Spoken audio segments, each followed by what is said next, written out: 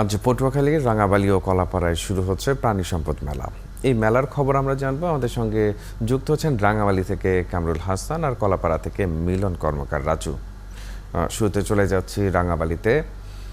কামরুল, প্রাণী সম্পদ মেলার আয়োজক কারা, এতে কারা অংশ নিচ্ছেন, আর মেলায় কি ধরনের প্রাণী আনা হয়েছে, আর কুরবানিকে সামনে রেখে এই মেলা কতটা জমজমাট হবে বলে মনে করছেন?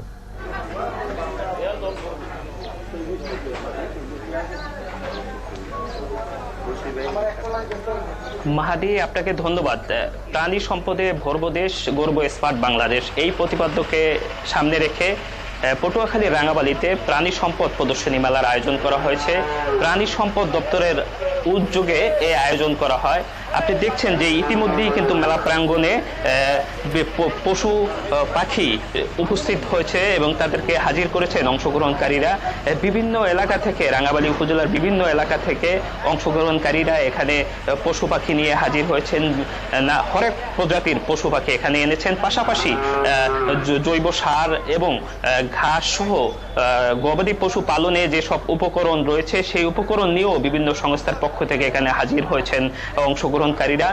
তারা তুলে ধরছেন যে আমিষের চাহিদা পূরণ, পাশাপাশি বেকারত্ব দূর এবং যুব সমাজের মাঝে গবাদি পশু পালনের উদ্বুদ্ধ করতেই এরকম ব্যতিক্রম এই আয়োজন করেছে প্রাণী সম্পদ।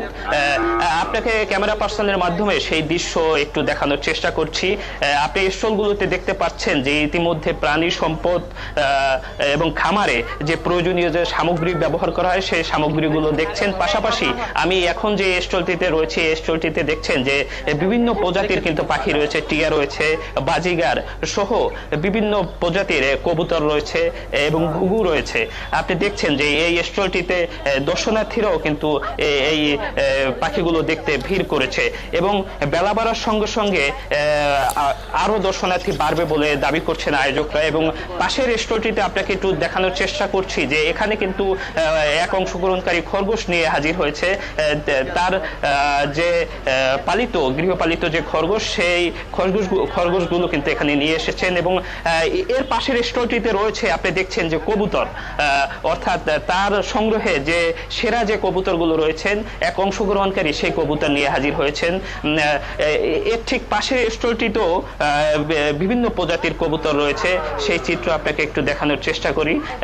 এখানে এক অংশগ্রহণকারী অনেক প্রজাতির কবুতর নিয়ে হাজির হয়েছেন এবং পুরো প্রাঙ্গণ জুড়ে অর্থাৎ 25টির মতো স্টল রয়েছে। এই স্টলগুলোতে আমি একটু ক্যামেরা পার্সনের মাধ্যমে আপনাকে দেখানোর চেষ্টা করছি যে এখানে কিন্তু কয়েকটি ছাগল রয়েছে, পাশেই রয়েছে আরেকটি স্টলে হাঁস, এবং তার পাশের যে স্টলটি রয়েছে সেখানেও হাঁস সহ অন্যান্য প্রাণী রয়েছে, পাখি রয়েছে। এই ঈদে দেশ জুড়ে কেনাকাটার ফুর্তি হবে শুধু বিকাশে, সাথে ডিসকাউন্ট কুপন, ইনস্ট্যান্ট ক্যাশব্যাক।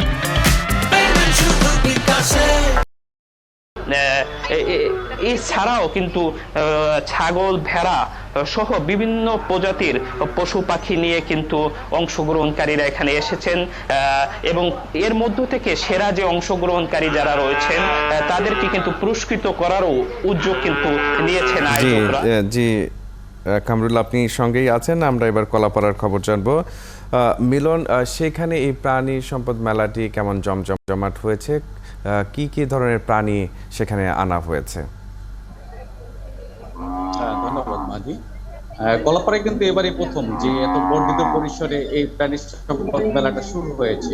এবং আপনাকে যে বিষয়টি জানিয়ে রাখি সেটা হচ্ছে যে এবছর মেলায় কিন্তু শুধু গবাদি পশু না, গবাদি পশুর বাইরে যে বিভিন্ন ধরনের পশু পাখি এগুলো কিন্তু প্রদর্শন এখানে শুরু হচ্ছে। এই মেলাটির মূলত মূল উদ্দেশ্য হচ্ছে যে প্রাণী সম্পদ পালন এবং এর যে বৃদ্ধিটা, সরকার যে বিষয়টি নিয়ে করছে যে ছাগল পালন, ভেড়া পালন, গরু পালন, এ যাতে এই বিভিন্ন প্রজাতির যে গরু এবং ছাগল, এই ছাগল যাতে পালন করে মানুষ স্বাবলম্বী হয়, এই স্বাবলম্বী হওয়ার উদ্দেশ্যে কিন্তু এখানে আসলে বিভিন্ন ধরনের পদ্ধতি আপনি দেখতে পাচ্ছেন, যেগুলো কিন্তু সব বিদেশি প্রজাতির গরু। এই গরুর বাইরেও কিন্তু রয়েছে এখানে উন্নত প্রজাতির ভেড়া থেকে শুরু করে উন্নত প্রজাতির ছাগল। এছাড়া কিন্তু এইসব পশু পাখির যে খাবার, এইসব পশু পাখির খাবারও কিন্তু এখানে বিভিন্ন ধরনের স্টল তৈরি হচ্ছে। আপনাকে আমি পশু পাখির যে স্টলগুলোতে সেগুলো দেখাচ্ছি, যেখানে কিন্তু যে শুধু যে পশু পাখির খাবার নিয়ে আসা হয়েছে, বিভিন্ন মানুষের পক্ষ থেকে পশু পাখির খাবার নিয়ে আসা হয়েছে। এর বাইরে কিন্তু বিভিন্ন ধরনের হাঁস নিয়ে আসা হয়েছে, বিভিন্ন ধরনের হাঁস নিয়ে আসা হয়েছে, বিভিন্ন ধরনের নিয়ে আসা হয়েছে।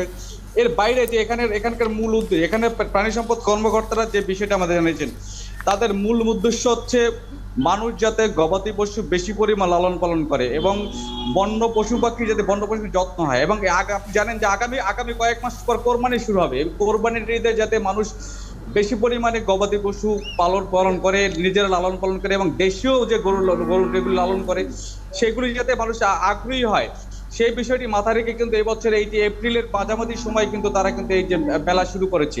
এই মেলার বাইরে কিন্তু শুধু গবাদি পশু না, গবাদি পশুর বাইরে শুধু পশু পাখি পালন করে যাতে মানুষ স্বাবলম্বী হতে পারে, সেই বিষয়টি তার মাথায় রাখা হয়েছে। আপনি দেখতে পাচ্ছেন যেখানে কিন্তু বিদেশি প্রজাতির মুরগি নিয়ে আসা হয়েছে, যে মুরগিগুলো আসলে তারা এখানে এক প্রচুর পরিমাণে দাম তার বিক্রি করছে এবং এর মুরগি লালন পালন থেকে শুরু করে রক্ষণাবেক্ষণ পদ্ধতি, সেই পদ্ধতি কিন্তু এখানে যারা লালন পালন করে তারা কিন্তু বিষয়টি জানাচ্ছেন যেখানকে যারা ঘুরতে আসে। হয়তো আর কিছুক্ষণ পরে মেলার উদ্বোধন শুরু হবে, মাননীয় প্রধানমন্ত্রীর উদ্বোধনের পরে এই মেলার আনুষ্ঠানিক কার্যক্রম শুরু হবে এবং এই মেলাকে ঘিরে ইতিমধ্যে কিন্তু এখানে 30টি স্টল বসেছে।